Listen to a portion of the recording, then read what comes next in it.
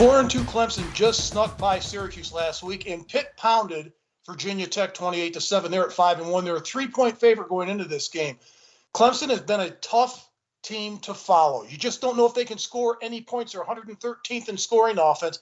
But the one thing about their defense, Brent Venables done a terrific job. Their number 2 scoring defense is only 12.5 points per game, but they're going against a Pitt offense that's third in scoring offense at 48 points a game, led by quarterback Kenny Pickett. He's having a spectacular season. 21 touchdowns, just 1 interception on the season, Coach. That's playing pretty doggone good football. And now the defense is finally coming along for Pat Narduzzi. In their last 3 games, they're giving up an average of 13 points a game. I got the Pitt Panthers winning this game, beating Clemson again, which they've done in the past, Coach, but Pitt's going to beat Clemson 34-26.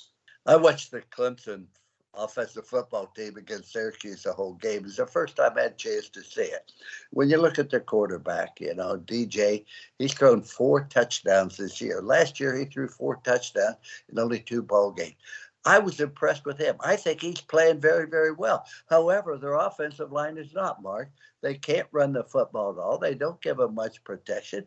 And the receivers, they have one great receiver, Justin Rose, who was injured, has come back, and he doesn't have the same production that he once had.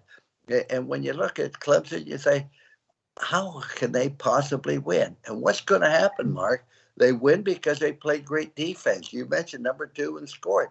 But you lose your will sometimes. You lose, well, what's the use? Good Lord knows if we give up 7 points, we probably won't win this football game. I think they've got to get their offensive line straightened away. When they do that and get some sort of running game going, they'll have a chance. I agree with you about Pitt. I think it's a special team. They were very impressive against Virginia Tech, Mark. And the defense is vastly underrated. What you talked about the quarterback is impressive. But I think what hurts Pitt was when they moved their home games from on-campus stadium into the pro stadium down at 3 Rivers.